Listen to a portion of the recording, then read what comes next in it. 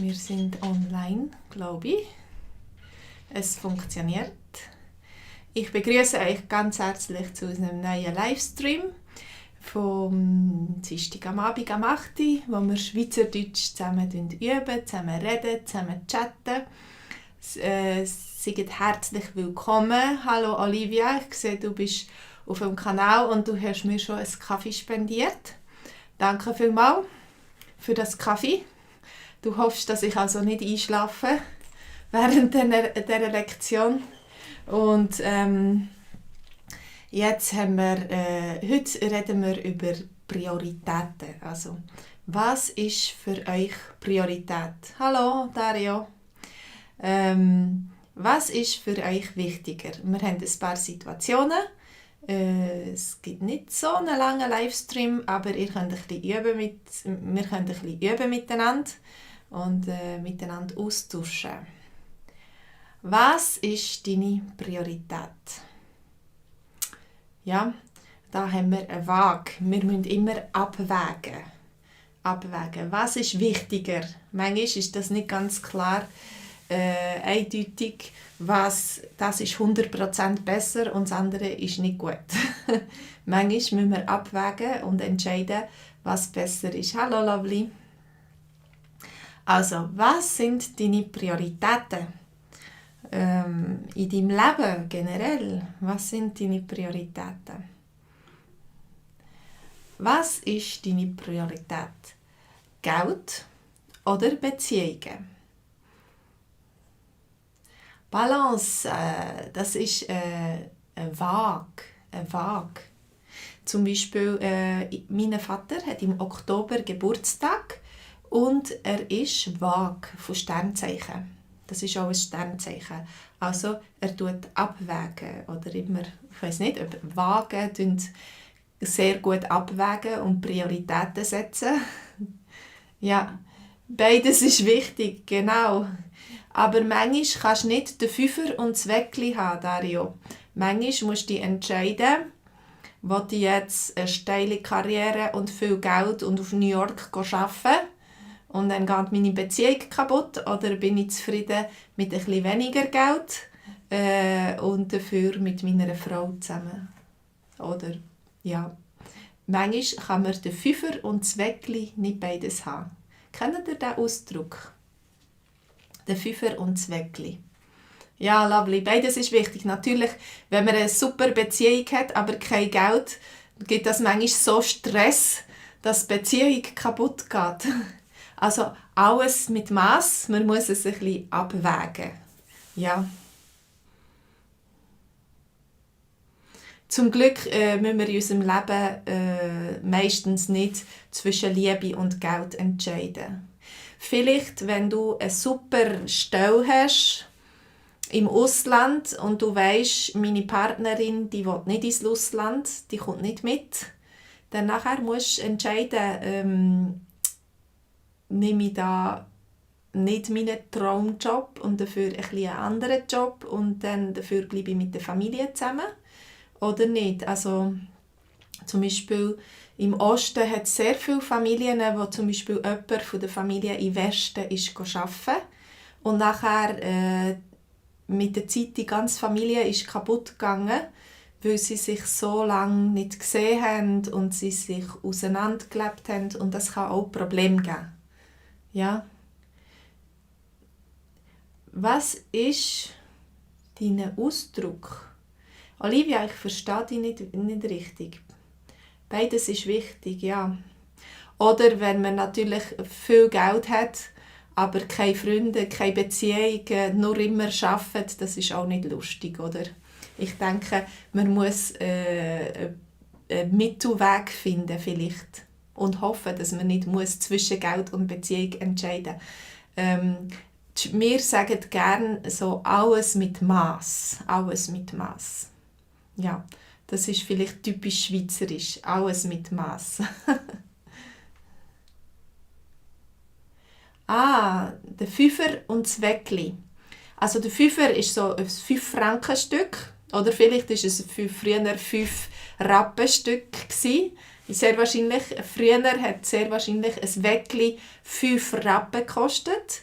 Und das Weckli ist da das kleine Brötchen, das so einen Strich zwischendurch hat, das so durch zwei teilbar ist. Ja?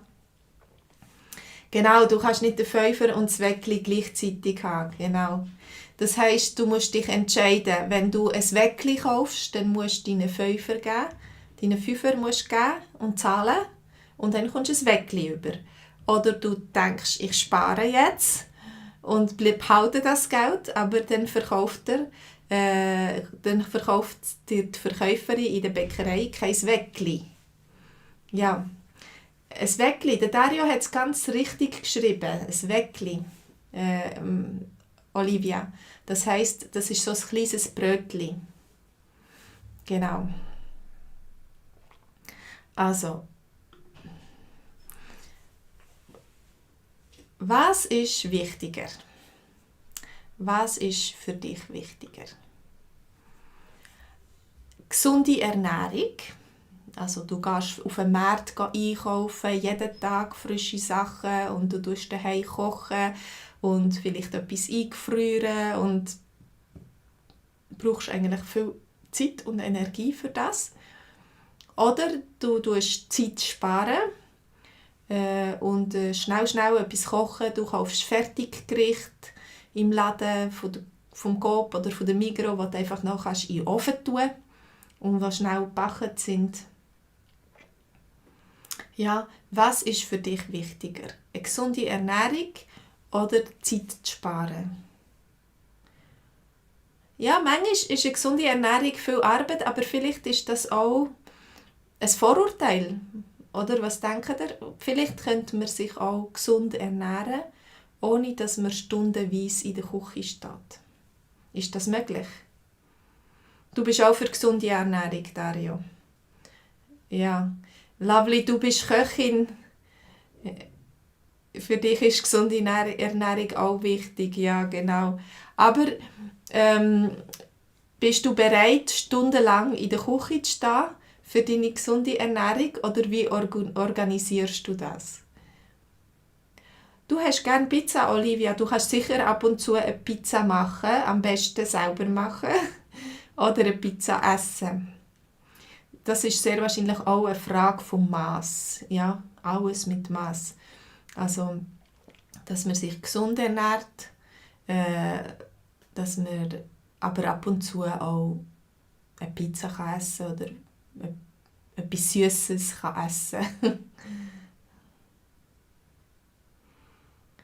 Genau, was nützt dir, wenn du Zeit sparst und nachher dann krank wirst, ja? Und dann hast du mehr Zeit zum krank zu sein. Das bringt es nicht unbedingt, Daria. Du bringst es auf den Punkt, ja. Also man muss nicht um jeden Preis Zeit sparen. Der Dario hat einen guten Einfluss auf dich. Oh wow, super, Olivia. Also du gehst, ab jetzt Pizza selber backen oder dich sonst gesund ernähren. Vielleicht lädt dich der Dario einmal ein, um dir zu zeigen, was gesund ist. Ja? Ich glaube, der Dario hat sehr viel Erfahrung mit gesundem Essen. Ah, Dario, das darfst du nicht deiner Frau sagen. Ich hoffe, sie wird nicht eifersüchtig. Ah, Olivia, du möchtest nur noch Pizza mit Gemüse essen. Das wäre eine gesunde Pizza.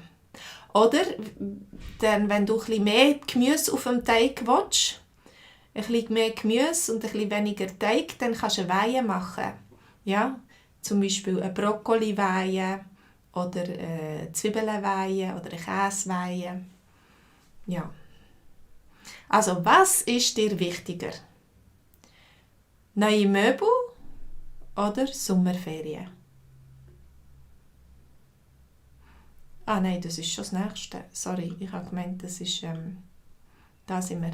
Neue Möbel oder Sommerferien? Also wenn dein Budget beschränkt ist und du möchtest vielleicht schöne, teure, solide, neue Möbel kaufen, die dann 20 Jahre lang schön sind. Und auf der anderen Seite hättest du Lust, in die Sommerferien zu gehen, mit deiner ganzen Familie. Irgendwo im Ausland. vielleicht auf Amerika oder so, was viel Geld braucht. Was ist für dich wichtiger? Was ist deine Priorität? Neue Möbel, dein Haus schön einrichten, Luxus daheim oder Luxus in den Ferien?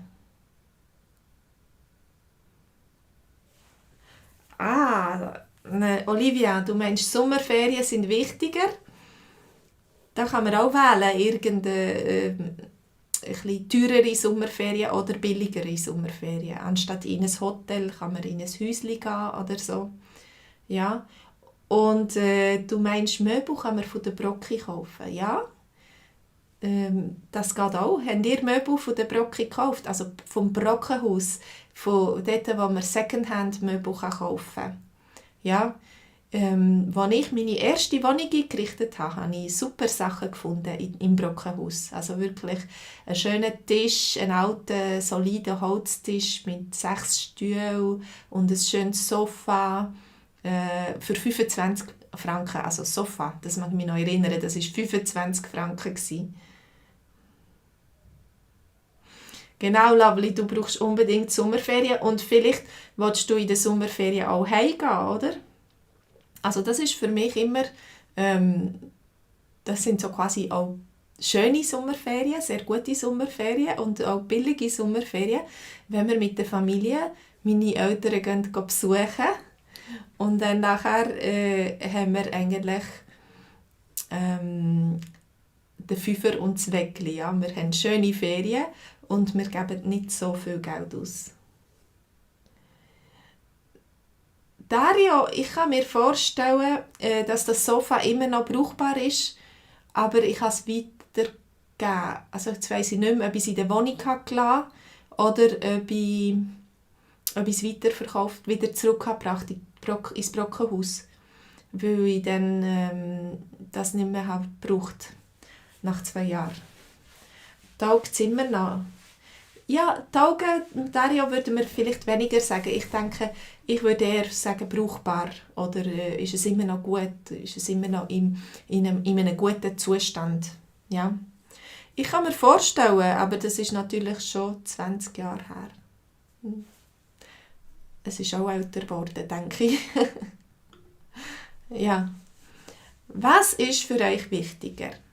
Also, wenn ihr Kind habt oder wenn ihr Kind hättet. Eine gute Privatschule. Zum Beispiel in der Schweiz, in den Bergen gibt es so Privatschulen, aber das ist natürlich mit dem Internat. Die Kinder gehen weg von daheim, wenn sie schon recht jung sind und gehen in ein Internat und kommen nur am Wochenende heim, vielleicht nicht mal jedes Wochenende. Oder eine öffentliche Schule, du schickst deine Kinder in die öffentliche Schule mit allen anderen Kindern vom Quartier und hast sie unter deinen Fittichen, ja, unter deinen Flügeln, so wie die Hühner.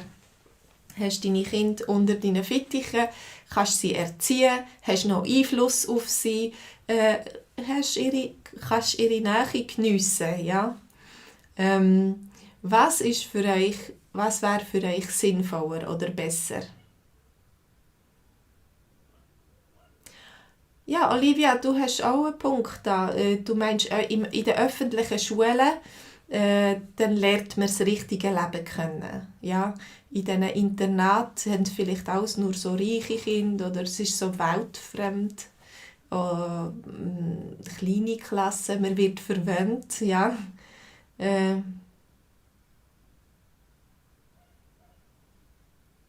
Und du würdest auch sagen, das ist besser für die Integration, Dario, ja? Du würdest die öffentliche Schule wählen. Du möchtest nicht irgendwie deine Kinder absondern von der Gesellschaft. Du möchtest nicht, dass sie sich abschottet von den normalen Leuten, dass sie normal Kontakt haben mit den Leuten und nicht das Gefühl haben, sie seien etwas mehr Besseres.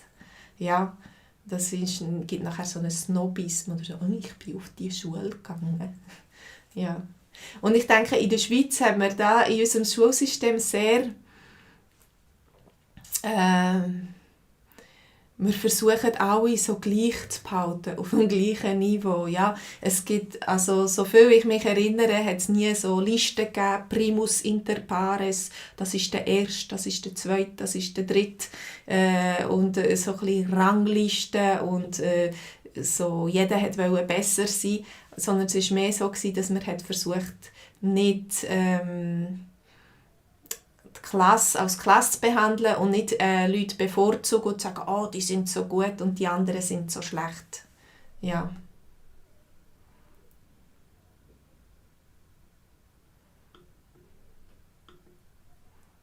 Man sagt, die Schere zwischen Reich und Arm geht immer mehr auseinander. Und wenn natürlich du dein Kind auf eine Privatschule schickst, dann nachher geht das sehr stark in die Schere rein, zu den Reichen, in diesen Teil, was dann vielleicht auch die anderen nicht mehr versteht. Die andere Leute, die normal leben müssen, die vielleicht rechnen und ein Budget machen, dass es ihnen reicht, das Geld reicht bis am Monatsende. Und so, das ist dann für sie ganz etwas Exotisches und ja. Ja. Nächste Frage. Was ist deine Priorität? Schweizerdeutsch oder Hochdeutsch? Ja. Was denkst du, was ist wichtiger für dich, dass du es gut kannst? Schweizerdeutsch oder Hochdeutsch? Schweizerdeutsch ist einfach eine Alltagssprache, die brauchen wir in der Schweiz, mit Freunden, in der Familie, mit Kollegen. Oder Hochdeutsch, genau, Schweizerdeutsch versus Hochdeutsch. Oder Hochdeutsch, weil du vielleicht akademisch arbeitest, du musst viel schreiben, du musst Reden halten, bist vielleicht ein Politiker oder Vorträge geben. Deine Priorität ist Schweizerdeutsch, Olivia. Oder findest du vielleicht, man sollte das nicht gegeneinander ausspielen? Es ist beides wichtig. Dario, deine Priorität ist jetzt Schweizerdeutsch, weil du so Hochdeutsch seit 6 Jahren lernst und dann hast du so quasi das, was du brauchst, das weisst. Ja, sehr wahrscheinlich. Also, man kann sehr wahrscheinlich schon noch immer einen Fortschritt machen, aber für den Alltag, für das, was du Hochdeutsch brauchst, hast du das schon gelernt und jetzt hast du Priorität auf Schweizerdeutsch gesetzt. Olivia, du machst keinen Vortrag. Ja, das sind ja nicht alle Professoren. Ich mache auch keine Vorträge, außer so auf Livestream auf Internet. Ja, Dario, nach 10 wird der Fortschritt viel langsamer, genau. Dann sind so kleine Details, die einem noch fehlen oder so, wo weniger in der Alltagssprache vorkommen, ja, wo vielleicht spezielle Fachwortschatz oder spezielle Ausdrücke oder Arten, grammatisch etwas zu sagen oder ja. Ja, aber C1 ist auch schon ein gutes Niveau, oder? C2 ist ja dann schon Muttersprachler, also ich habe keine Ahnung. Ich glaube, Olivia, C1 ist noch nicht ganz, ich glaube, das höhere Niveau wäre dann C2, wie Muttersprachler. Was ist für dich wichtiger? Deine Karriere oder Freunde und Familie? Jetzt kommen wir ein bisschen wieder zurück zu der ersten Frage. Erste Frage mit Geld oder Beziehungen. Das hat natürlich Geld, hat natürlich auch ein bisschen zu tun mit Karriere. Ja, was ist für euch wichtiger? Oder deine Karriere oder ein gutes Gewissen? Das wäre vielleicht noch eine gute Frage. Also könntest du Karriere machen in einer Zigarettenfabrik, wo du weißt, du tust Zigaretten produzieren und verkaufen und irgendwie Sachen drin und andere Leute süchtig machen? Oder in einer Drogenfabrik? Du könntest Karriere machen, hast Erfolg, es geht alles gut und Oder könnten wir ein bisschen abändern, anstatt Freunde und Familie, über das haben wir schon ein bisschen geredet. Zum Beispiel eben dein Gewissen, was du etwas gegen das machst, was du denkst, ist gut. Genau, Karriere ist, wenn du möchtest etwas erreichen.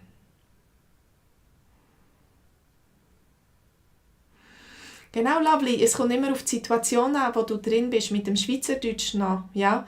Du hast sicher schon sehr gut Hochdeutsch gelernt. Und jetzt im Altersheim merkst du, mit den alten Leuten muss man ein bisschen mehr Schweizerdeutsch kennen. Vor allem verstehen, oder?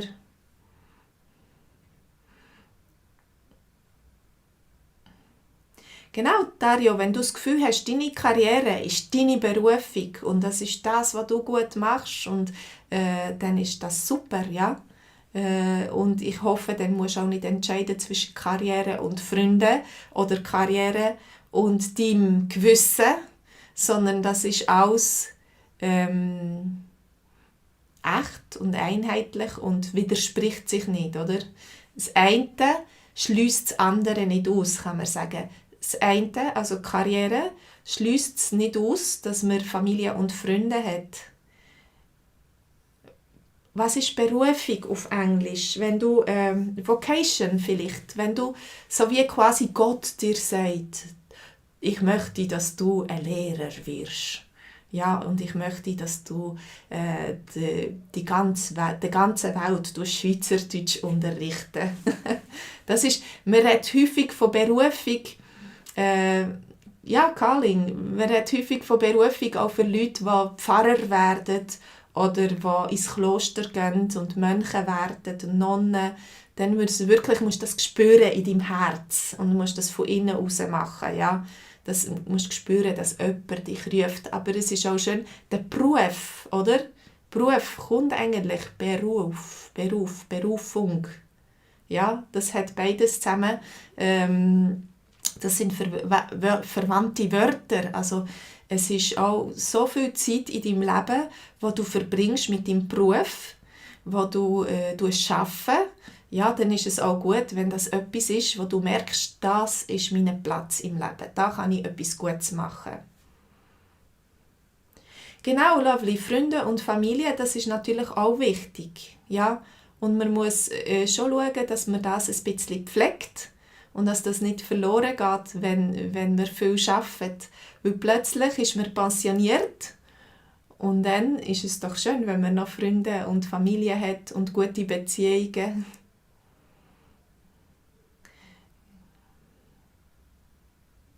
Also, Lovely, welchen Dialekt redest du? Sie wollen von dir wissen, welchen Dialekt du redest. Und wie du die verschiedenen Dialekte verstehst. Im Altersheim reden vielleicht auch nicht alle Leute gleich, oder? Das hat vielleicht Leute von verschiedenen Orten. Ja. Lovely, du kannst noch antworten. Ich mache schnell ein bisschen Reklame. Also für die mehr mit uns ein bisschen reden und auch 30 Minuten so Livestream haben, jeden Montagabend, um etwas Neues zu lernen und dann später auch üben reden mit 30 Minuten Zoom zusätzlich. Die können sich einschreiben für den Montagabendkurs am Montag am Abend am 8 Uhr.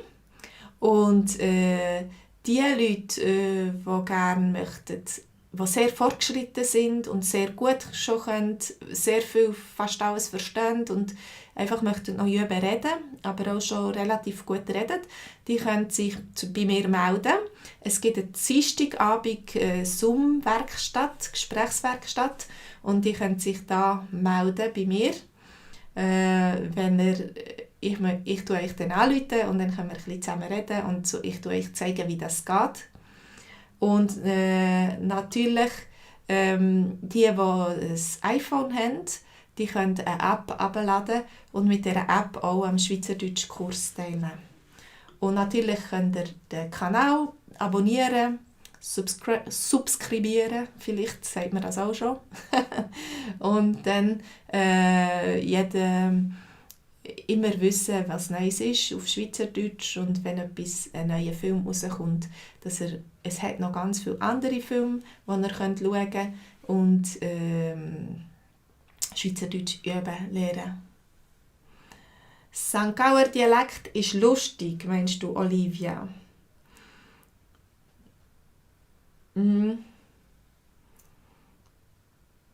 St. Galler Deutsch.